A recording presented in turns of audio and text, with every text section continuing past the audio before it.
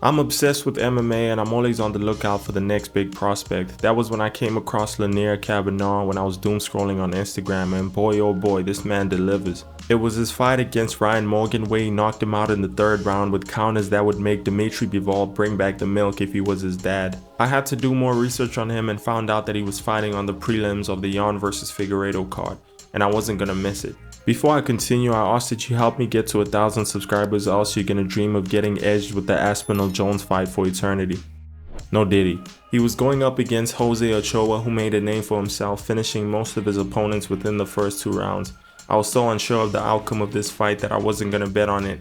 That's how good Jose is. And Jose seems very confident that he's gonna win the fight, but confidence don't mean nothing unless it's supplemented with actual competence, which Kavanagh has a lot of. The only success Jose had was with low and oblique kicks, and even then, Kavanagh's ones were a lot more thudding, which looks good on the scorecards.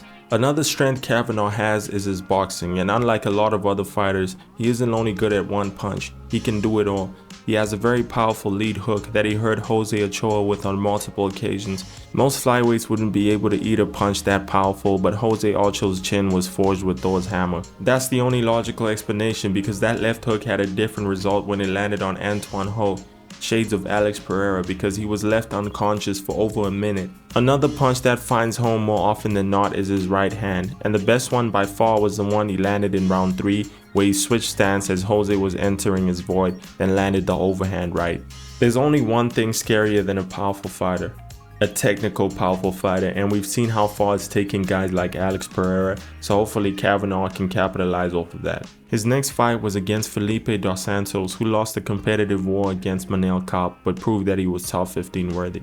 A win over Felipe would catapult Kavanagh's career. Cav overcame adversity when he was split open with an elbow in the first round by landing a barrage of punches in the second round that had Felipe shooting for dear life. Felipe then lands elbows from bottom while Kavanagh lands ground and pound from the top, and by the end of the round, Kavanagh looked undead from the elbow that split him open in the first round. He then solidified winning the third round, landing a right hand left hook counter that couldn't have been timed any better, then continued from where he left off in round 2 with the takedowns and control time. Just when I thought he was a striker, he showed that he could also chain wrestle and has a good understanding of positioning, and it's hard to keep opponents down in the lighter divisions, yet he still managed to do it. If he continues improving, I do see him in title contention in the near future, and I prefer if it were distant, because if they rush him, he might lose to someone like Pantoja, because in as much as I do see him potentially winning the fight, I'm leaning more towards Pantoja just due to experience. He could beat some of the top 15 fighters, but the wisest thing he can do right now is fight at least 2 more unranked opponents before he gets the top 15 fight, so that he has a more linear path to the title, and he needs all the improvement he can get before he faces a beast like Pantoja. I hope you guys enjoyed the video, and let me know if you think he's gonna make it far in the UFC. Like and subscribe. Thanks.